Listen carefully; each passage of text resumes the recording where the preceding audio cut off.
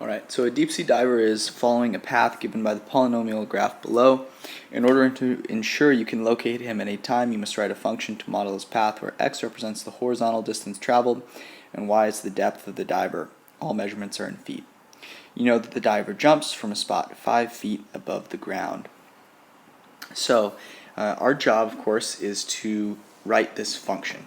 Okay, and so we want to write a function for y in terms of x. And I want you to stop for a second, pause the video, and just think about what criteria this function has to abide by. What are the constraints which need to occur? So hopefully you notice there are a couple things. The first is the most obvious, and that is that the diver must jump from 5 feet above the ground. So if we were actually to make a table of values here, when the x value is 0, the y value must be 5. And then we know a couple of other things, right? We know that there is a root at 50, meaning that when x is 50, y value, the depth is 0. And then again, there is another root at 120. Okay, so at 120, we're also at 0. Now I want you to also think about, is there any other information that I do not yet have written down? And you'll notice that we also have another root here, and we don't have a really defined value for that, because it's not one of the constraints that is explicit in the problem, but it's something that we need to incorporate here. So we need to actually pick a value for this root, and we can base it off kind of the how the graph looks here, right? How many of these increments are going to be in the 50, right? So I maybe have 1, 2, 3, 4, 5, 6, maybe something like that. So we could say it's anywhere around 7 to 10 feet. He will travel in the air, maybe even less, right? He jumps out, maybe he jumps 5 feet in the air, and that's when he hits the water. Why don't we just call it 5 feet, right? This is kind of what math is about. We have to make assumptions which are going to, the more informed our assumptions are, the better our predictions are going to be. So let's say that at 5 feet, there is another root. Okay, and right, this is up to you. You need to make this assumption. So maybe you are dead set that it's 7, and if so, go right along with it and use 7 as a root. So now we can start creating our function here. And what type of polynomial could I use to model this? Hopefully you're noticing that the end behavior here has to be the same. It's increasing in both directions. So it's going to be a fourth at least degree polynomial. It can't be a second degree because I have more than 2 roots. So why don't we try with fourth degree? All right, we have 3 roots, so let's go ahead and represent those. Our first root is at 5, so we have x minus 5, x minus 50, and x minus 120. And we have to incorporate one more thing. Notice that this would be a third degree polynomial. It's important to realize that not all the roots are created equal here.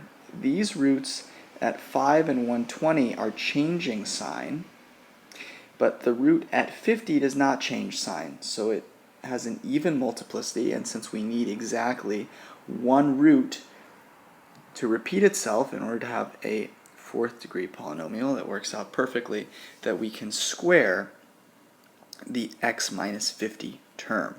So now we have a fourth degree polynomial that satisfies all of the roots. And we're almost there. Okay, we're very, very, very close, but there's one condition that we have yet to meet in our function, and that is the condition that the initial position, the y-intercept, is at 5. And this is going to be something that we kind of have to check to see how far off base we are. What could we do here to figure out what's going on? So I make a little more space here.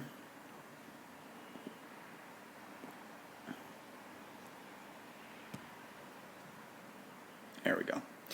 And what I'd like to do is I'd like to see, well, what happens when in my current equation, when I do plug in 0. So let's see what y of 0 is. So I'll plug in 0, and I'm going to get negative 5 times negative 50 squared times negative 120. And at this moment, I want you to pause, and I want you to go through and see if you can figure out what we're going to need to do with our function in order to make it satisfy that initial condition, and then check back. All right, so this all ends up at 1.5 million. 1,500,000 feet below the surface here. And that's a lot. I mean, you know, that's quite a bit out there.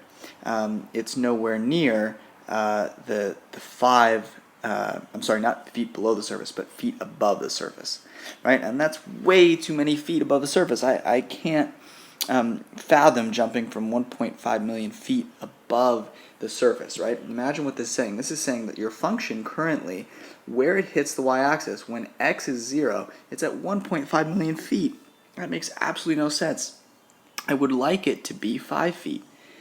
And so what I need to do is set up an equation to help solve this, right? I want to take 1,500,000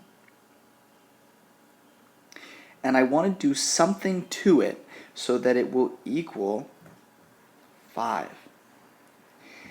And you might think about the possibilities here. Think about first, could I subtract something from it? What would that mean if I'm saying I want to subtract something from the value that I'm currently computing? And if you do that, you'll notice, imagine if I subtracted something. Well, then all of a sudden, these roots that we've set up aren't roots anymore. Imagine you plug in 5, and then this whole set of factors here will go to 0, but you're subtracting, 1.495 million. Well, that's not going to be a root anymore. You're not going to end up with 0. So adding or subtracting is out of the question. Our only option here is to multiply. And I'm not going to use x because I don't want to use the same variable we have here. So let's just use some variable n. I want to know what I need to multiply 1.5 million by so that I get 5. And it's the same thing as thinking about dividing by n, but I like to write my equations by multiplying by a number. So think about it. I'm going to get some really small number that I need to multiply by as opposed to getting a really big number that I need to divide by. Okay? And as an exercise, if you want to try this with division, go ahead. But when I multiply, it also makes the solving easier. So I can solve by simply dividing by 1.5 million on both sides.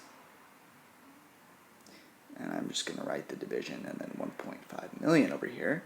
And I'm going to be left with n all by itself. And the value of n is going to be 0 point and then 5 zeros. 1, 2, 3, 4, 5. 3 repeating. All right? And we can actually just round that. We could just round that to 3 there. Well, what does that mean? That means in order to take this value that I compute when I input 0 and then allow me to get to 5, I'm going to need to multiply that number by this very small number. And so that has ramifications, right? In order for that to work, now our equation must incorporate this multiplication by a small number. So my equation now is going to incorporate this at the very beginning. So I'm going to multiply by 0.00003, and then I have my factors, x minus 5, x minus 50 squared, and then I'll squeeze it down here, x minus 120. And that's going to be the function that satisfies all of the equations, or all of the situations that I need, right? I have all the roots set, all of these roots.